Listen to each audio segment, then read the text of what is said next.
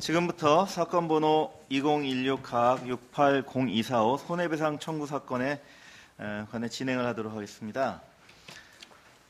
먼저 당사자 및 대리인 출석 여부를 확인하겠습니다.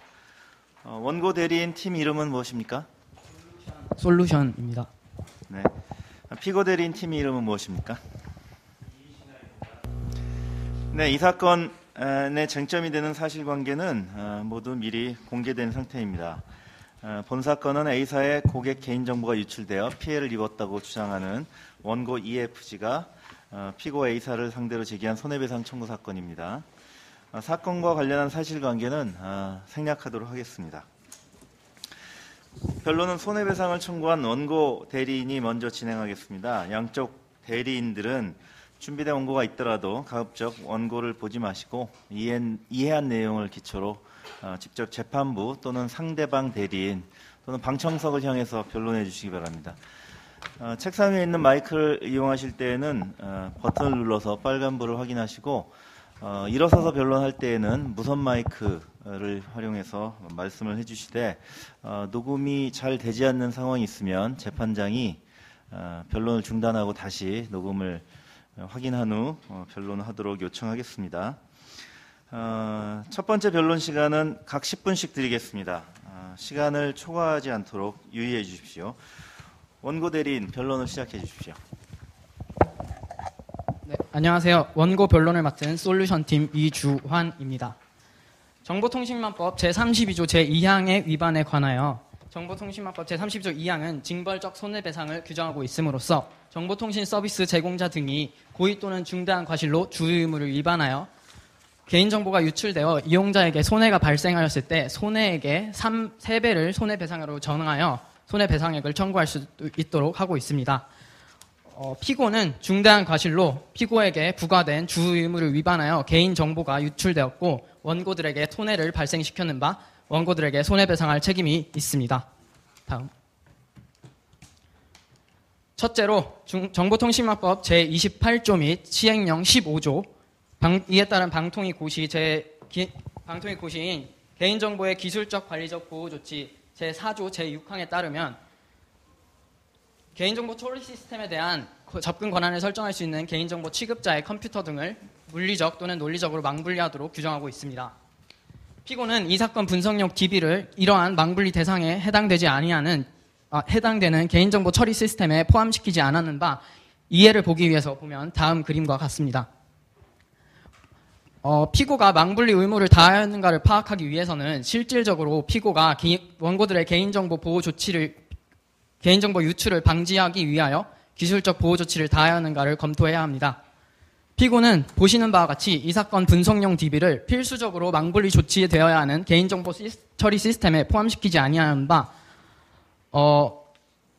개인정보 처리 이러한 원고들의 개인정보를 보안이 매우 취약한 외부망에 그대로 방치한 중과실이 있다고 할 것입니다. 다음. 또한 둘째로 피고는 같은 방통위 고시에 따라 개인정보 처리 시스템에 접속한 IP 주소 등을 재분석하여 불법적인 개인정보 유출 시도를 탐지하는 등의 침입 탐지 시스템을 설치 운영하고 있었고 피고는 이러한 솔루션을 갖추고 있었습니다. 그러나 사항과 같이 IP 주소 등을 도용하여 예컨대 사안의 경우에는 D의 권한을 사칭, 도용하는 방식의 해킹과 같은 경우에는 IP 주소의 접근 제한 등 접근 권한 등을 제한하는 방식의 침입 탐지 시스템이 무용지물이 되었다고 할 것입니다. 다음.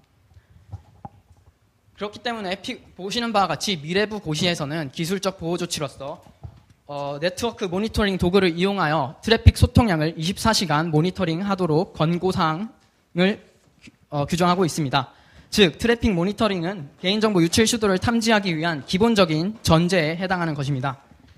피고는 이 사건 해킹 사고 당시 약 200만 명의 회원들의 개인정보가 유출되고 있음에도 불구하고 약 3기가 유출됨으로써 3기가바이트의 대규모 데이터 전송이 발생하였음에도 이를 탐지하지 못하고 가지고 있는 솔루션을 운영하지 아니한 것은 명백히 중과실에 해당한다고 할 것입니다. 다음. 셋째로 정보통신망법 제25조 제4항 및 방통위고시 제3조 제2항에 따른 관리 감독 교육 의무가 있습니다. 방통위고시 제3조 제2항에 따르면 정보통신 서비스 제공자 등은 개인정보 관리 책임자 등을 대상으로 사업 규모 그리고 개인정보 보유의 수 등을 고려하여 필요한 교육을 정기적으로 실시하도록 규정하고 있습니다. 그러나 피고는 위탁 업무를 수행하는 C사의 직원들에게 프로젝트 시작 전 단 한 회의 보안교육을 시행하였고 구체적이고 계속적으로 이러한 직원들의 업무를 감독하지 아니하였습니다. 피고의 사업 규모와 개인정보 보유수가 매우 큰 점을 고려할 때 이러한 위 정보통신망법상 규정된 위탁자에게 부과된 주의 의무를 현저하게 해태하였다고 할 것입니다. 그리고 정보통신망법 제25조 제5항을 보시면 수탁자가 개인정보 처리 위탁을 받은 업무와 관련하여 이 장의 규정을 위반하지 않도록 관리 감독해야 하고 이용자에게 손해를 발생시키면 그 수탁자를 정보통신 서비스 제공자 등의 소속 직원으로 본다고 규정하고 있습니다. 따라서 이에 따라 이 사건 C사의 개발 담당자인 D는 피고 회사의 소속 직원으로 보아야 하고 따라서 D의 정보통신망법상 정보통신망법상 규정 위반을 이유로 원고에게 발생한 손해배상 책임에 대하여 피고 회사는 책임을 면치 못한다고 할 것입니다. 다음으로 정보통신망법 제25조 제6항은 정보통신 서비스 제공자 등이 개인정보 처리 위탁을 할 시에 문서에 의하도록 할 것을 규정하고 있고 개인정보보호법에 이러한 문서의 내용을 상세하게 규정하고 있습니다. 개인정보보호법 제26조 제1항을 보면 다음 각 호의 사항들을 문서에 의할 것을 명하고 있고 제3호의 위임에 따른 시행령을 보면은 개인정보에 대한 접근 제한 등 안전성 확보 조치에 관한 사항을 또한 문서에 의하도록 규정하고 있습니다. 그러나 피고는 해당 문서 또는 별도의 계약으로 이런 개인정보에 대한 접근 제한 등 안전성 확보 조치에 관한 사항을 특별한 약정을 하지 않았습니다. 이는 이러한 규정에 위반된 의무를 명백히 위반한 중과실에 해당한다고 할 것입니다. 마지막으로 피고는 정보통신망법상 제27조의 3에서 개인정보 침해 사고 이후 사후적 주의 의무를 규정한 통지 신고 의무를 위반하였습니다. 개인정보의 개인정보의 침해 사고 이후 법령상 24시간 이내에 24시간 이내에 이러한 사실을 통지 또는 신고해야 하는데 피고와 같은 경우는 7월 24일 이 해킹 사실을 알았음에도 불구하고 8월 1일에 이르러서야 이 사건을 한국인터넷진흥원에 신고하고 이용자들에게 알렸습니다. 이러한 사후적 주의 의무 위반 또한 이러한 규정 위반은 피고의 중과실에 해당한다고 할 것입니다. 이제 앞서 변론한 피고의 주의 의무 위반으로 원고들에게 발생한 손해에 대해서 변론하도록 하겠습니다.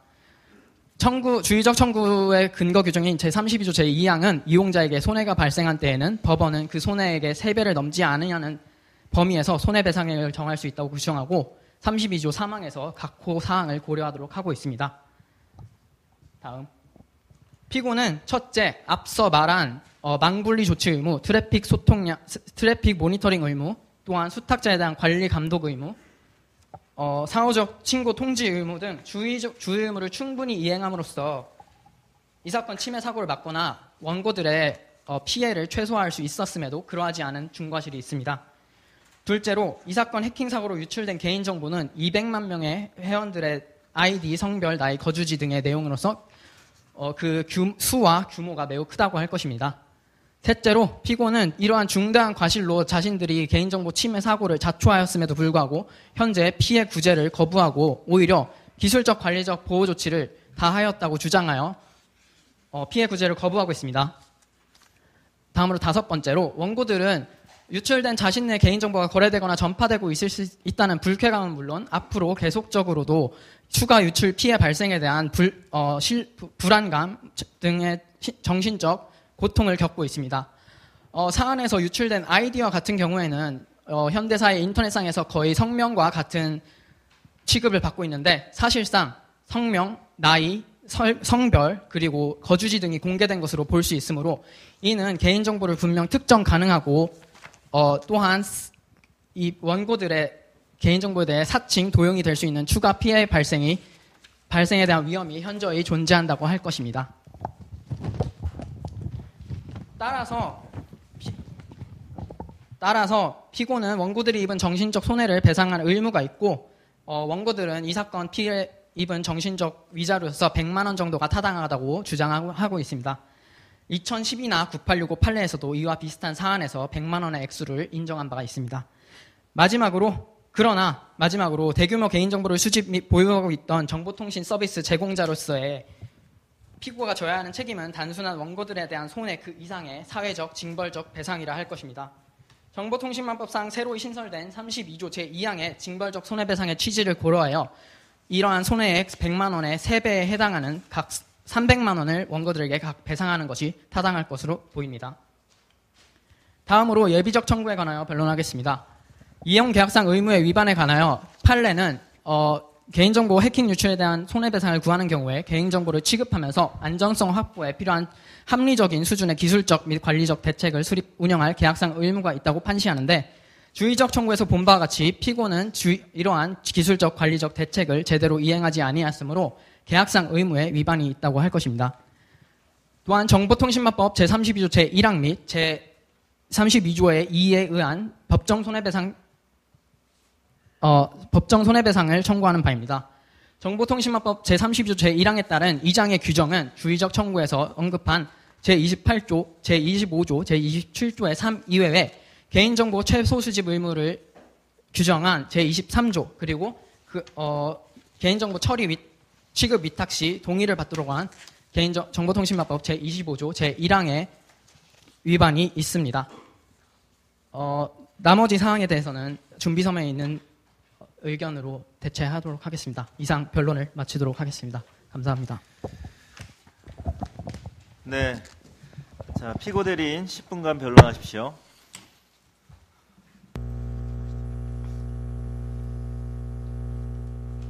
안녕하십니까. 피고 측 대리인 이신아입니다. 지금부터 피고의 변론을 시작하겠습니다. 변론은 첫 번째, 정보통신망법 제32조 제2항의 적용 여부, 피고의 보호조치 및 관련 의무 이행 여부, 손해 발생 및 인과관계, 그리고 다음으로 손해배상 책임을 검토하는 순으로 진행하도록 하겠습니다.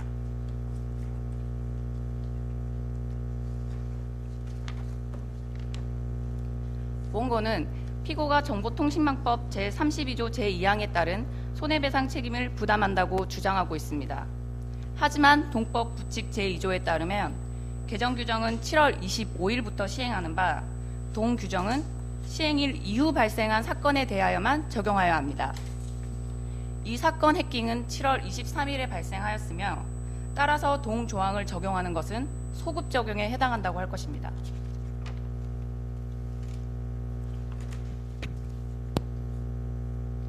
개정 규정이 본 사안에 적용되지 않는 것은 부칙의 물리적 해석상으로도 당연하며 따라서 7월 23일을 기준 시점으로 하여 손해배상을 청구하는 원고의 청구는 이유 없다고 판단됩니다.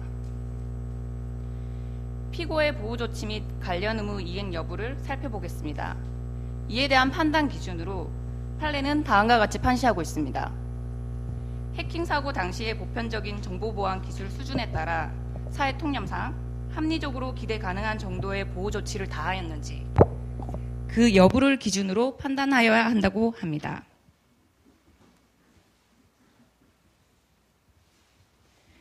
이에 입각하여 피고의 이용 약관사항 보호 조치 및 관련 의무의 이행 여부를 살펴보겠습니다.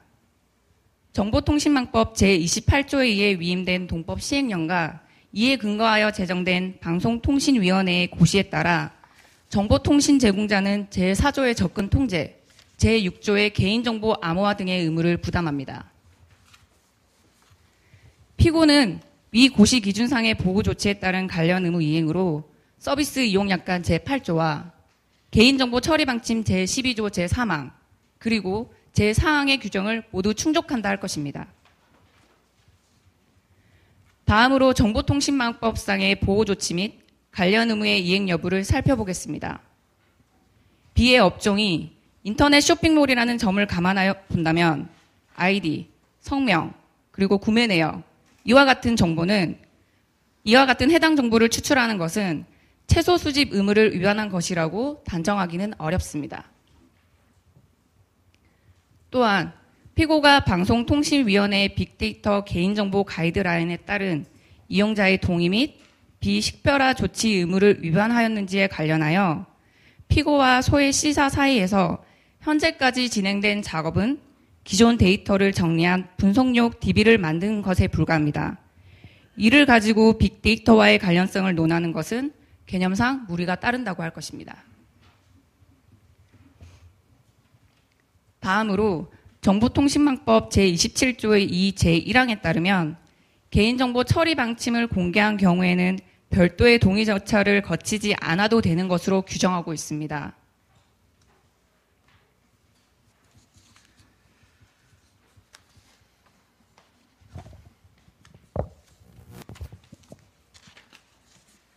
따라서 피고가 동의 없이 개인정보를 제3자에게 위탁한 것에 대하여 피고는 홈페이지에 이를 공개한 바 있으므로 해당 규정을 위반하였다고 단정할 수는 없을 것입니다. 다음으로 개인정보보호법상의 문서화 의무 위반 여부를 살펴보겠습니다. 피고는 동법 제28조 제1항 1호의 업무 위탁 내용의 문서화는 위탁 용역 계약서를 작성함으로써 그리고 제3호의 안전성 확보 조치 관련 사항의 문서화는 보안 서약서 작성을 통하여 이루어졌다고 봄이 상당하므로 피고는 동 규정에 따른 의무를 모두 준수하였다고 할 것입니다. 개발 담당자 D가 비상업용 프로그램을 설치 및 사용하도록 함으로써 피고가 해킹 사고의 원인을 제공하였는지에 관련하여 피고는 비록 1회이긴 하지만 C사 직원에 대하여 보안 교육을 실시하였고 또한 직원들에게 보안 서약서를 진고한 바 있습니다. 이와 같은 피고의 노력에도 피고가 관리감독 의무와 수탁자 교육 의무를 위반하였다고 보는 것은 너무 가혹한 판단이라 할 것입니다. 이 사건 해커가 개인정보를 유출하는 동안 대규모 데이터 전송이 발생하였음에도 피고가 이를 탐지하거나 차단하지 못함으로써 기술적, 관리적 보호조치 의무를 위반하였는지와 관련하여 이는 권고 사용에 불과하고 피고가 모니터링을 하지 않은 행위가 다소 미흡한 부분에 해당한다 하더라도 앞서 살펴본 것처럼 피고는 필요한 조치를 모두 시행하여 관련 규정을 준수한 바 이를 참작하여야 할 것입니다. 다음으로 정보 유출 사실 통지와 신고 의무 위반 여부에 관련하여 피고의 이러한 의무는 이 사건 해킹 발생 이후와 관련된 의무일 뿐 원고가 손해배상액 산정 기준 시점으로 제시하는 7월 23일에 발생한 이 사건 해킹이 피고의 해당 의무 위반으로 발생한 것이라고는 볼 수 없습니다. 이상 살펴본 바와 같이 피고는 필요한 보호조치 관련 의무를 모두 성실히 이행하였으며 다소 미흡한 부분이 있더라도 이는 납득 가능한 범위에 있다고 볼 수 있는 바 원고의 주장은 인정할 수 없다 할 것입니다. 손해 발생에 대해 검토해 보겠습니다. 판례는 개인정보가 유출된 경위, 유출로 인한 피해 발생, 확산 방지를 위한 조치 등의 사정을 종합적으로 고려하여 구체적, 개별적으로 판단하여야 한다고 하며 또 다른 판례에서 관련 정보가 모두 폐기되고 후속 피해가 발견되지 않은 경우 정신적 손해 발생을 인정하기 어렵다고 판시한 바 있습니다. 이에 의하면 원고는 손해배상액 산정 기준 시점을 7월 23일로 기재하였는 바 손해발생 검토의 기준으로 삼아야 할 것은 당일 발생한 이 사건 해킹이라 할 것이며 이를 기점으로 추가 증거가 발견되지 않은 이상 이 사건 해킹 이후 추가로 손해가 발생하였다고 볼 수는 없습니다. 전술한 바와 같이 피고에게 과실과 손해가 존재하지 않음은 물론이거니와 이를 인정한다고 하더라도 양자 사이의 인과관계는 따로 검토하여야 할 것입니다. 이와 관련하여 보신 판례는 다음과 같이 판시하고 있습니다. 이에 비추어 볼 때 이 사건에 있어서도 피고의 행위와 원고가 주장하는 손해 양자 사이에는 인과관계를 인정해야 할 특별한 사항이 보이지 않습니다. 다음으로 손해배상 책임과 관련하여 원고는 다음과 같이 청구하고 있습니다. 그러나 앞서 살펴보았듯이 동 규정은 이 사건에 적용될 수 없으며 만약 개정 규정을 이 사건에 적용한다고 하더라도 동 규정은 고의와 중대한 과실을 요건으로 하고 있는 바 피고에게 과실이 인정되지 않으며 피고는 손해배상 책임을 부담하지 않는다고 할 것입니다. 원고의 예비적 청구 역시 인정할 수 없다고 할 것입니다. 가사 피고의 과실을 일부 인정한다고 하더라도 원고가 예비적 청구에서 밝힌 손해배상 범위를 수긍할 수는 없습니다. 판례에 따르면 위자료의 범위를 다음과 같이 판시하고 있습니다. 위 판례에 비추어 판단하여 볼 때 이 사건에서 손해배상 범위 판단에 있어 고려할 만한 특별한 사정은 발견되지 않습니다. 또한 판례는 성명, 주민등록번호 등이 누출된 이용자에게 각 20만 원과 10만 원 또는 10만 원과 7만 원의 위자료를 인정한 바 있습니다. 따라서 원고의 예비적 청구를 일부 받아들인다고 하더라도 손해배상 범위에 대해서는 더 적은 금액을 부담하는 것이 옳다고 판단됩니다.